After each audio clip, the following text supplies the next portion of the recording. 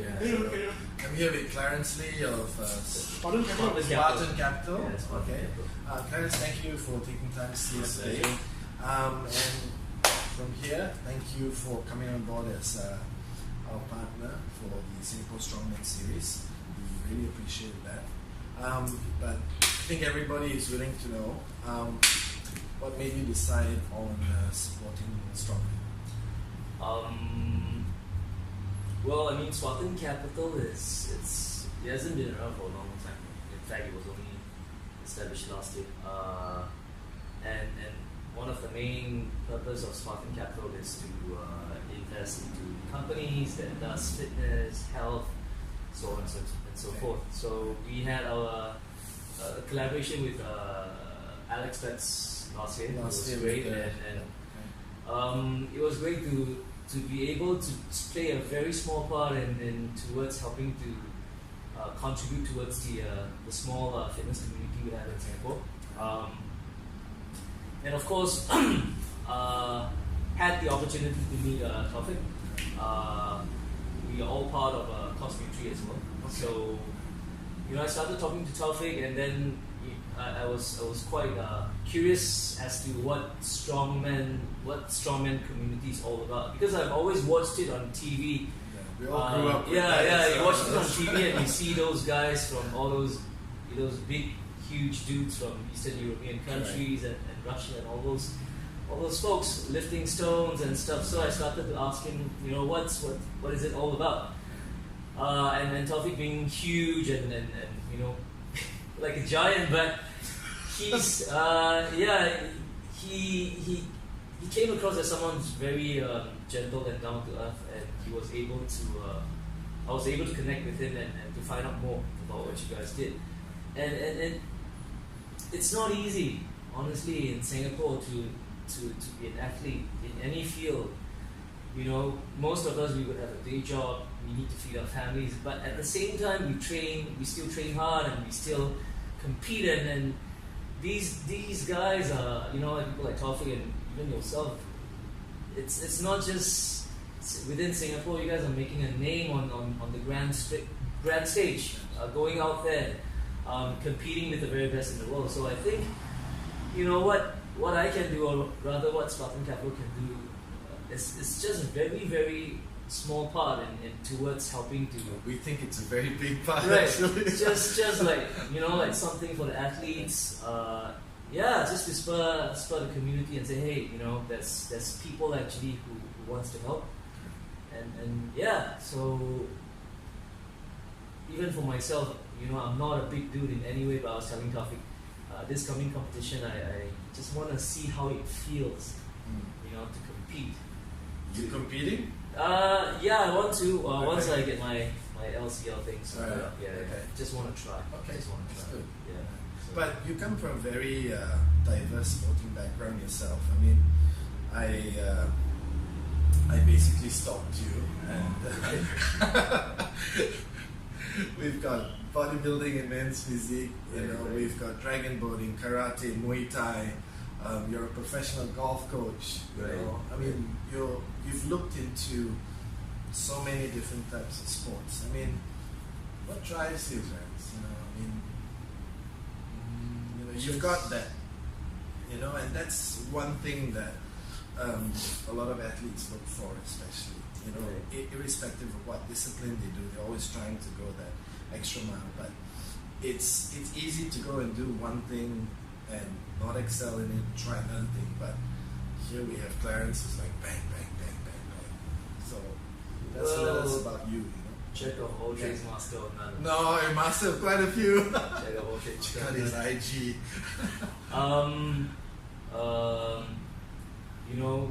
My foray to fitness started from way back ago when I was 16, 17, when I first stepped into the old National Stadium. Only about 10 years ago.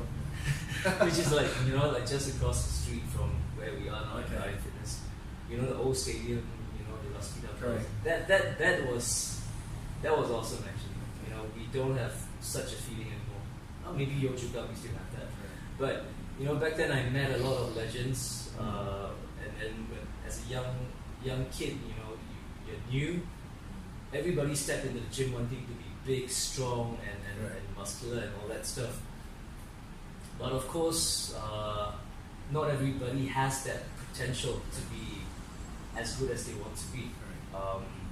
So along the years, you know, I was in California Fitness for a while, started as a personal trainer, had the opportunity to grow together. I was in Fitness First for a while, and I never stopped, stop training, be it dragon boat or Spartan racing or fitness.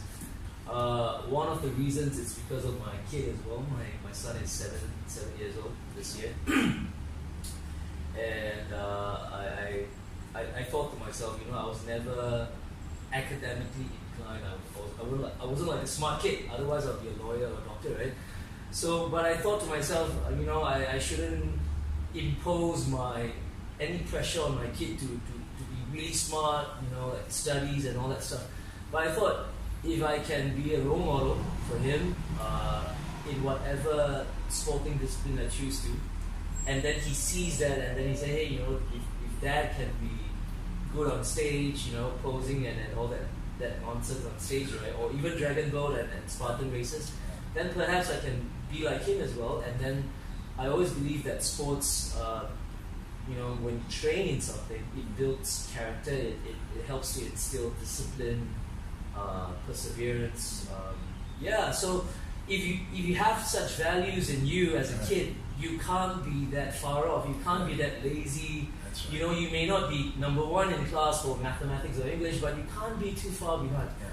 So I would rather my kid have such values, you know, like be able to take hardship. You know, people knock you down, but you always get up. Always get up. You know, that's what I want my kid to be. I don't need him to be a doctor or lawyer, but I want him to excel in something because he has that drive, that burning desire to train and never give up. So it can be anything, or even, you know, it can be table tennis. I don't care. Yeah, but as long as I feel from where you're coming from as well, because I have twins, a boy and a girl. Right. Wow. They compete as well because they actually started competing. Last year, right? Last year in the first Asian Championships, and it was all because of Uncle Taufik, you know. Oh, yeah. Right. So you know, because they're lifting. Yeah, they're the current youngest Asian deadlifters. How old are they? They're 8 this year. Last year they were 7. Wow. Yeah. Oh, same age as my kid. Same. Born in the year 2011. 2010. Oh, 2010. 2010. Yeah. So they were born, and they'll be taking part this year as well, because it's going to be a children's category as well. So I mean, I agree on that part as well, because like you, I don't quite believe in the tuition, you must study hard and all that. And of course you do study, but you know, if you get by and you do your best, that's all you can ask for them. Is there anything you'd like us to stress more on? It's great. It's good, right? Yeah. Just get on, bro. Huh? Yeah, it's good. Yeah, but do you want me to talk about anything else? No, just carry on. Okay, yeah. So, what we're trying to do actually with the Singapore Strongman Series is we're trying to it's been 5 years now, 6 years coming on.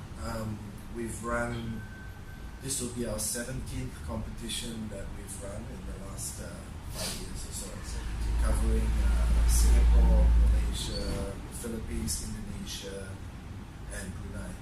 Wow. Okay, so we've been doing this because we want to really try and grow the sport in the sense that open it to all ages, not only last year and this year we just started on the new range for children, because we also want parents to understand that it's a total misconception that if your child carries weights, they can get stunted. Right. Okay, you know, you get more hurt playing football. Right. Honestly, you know, sprained ankles, broken wrists, all that sort of stuff. But bodybuilding in general, or fitness in that way in general, is a very I wouldn't say control sport, but it's a sport where there's a lot of observation, there's a lot of technique involved and all that. So if you're learning the right techniques and all that, parents something, you know, and anyone at any age, because I'm 49 this year and still trying to do that little bit that I can, and age is not a barrier, and that's what we want to carry about, and we hope that with the partnership that we have with you now, we can, you know, go it further, hopefully at the end of this year when we do the Asian International, right, you know, where we have, it's going to be in Singapore as well, but this time we want to do it like the first competition we did, where there's a range of strongman, different implements to do, loading medleys, the log, the axle, the running races, fingers, believe it or not, single fingers, you know, whatever it is. But so people are opened up to the different disciplines that are available in strongman. Because sometimes people think of strongman, it's like, you guys flip tires. Yeah, we do, but it's not only about tires, right? Lifting stones. Yeah, lifting stones, you know. We hope we can lift a car soon, if the government will permit.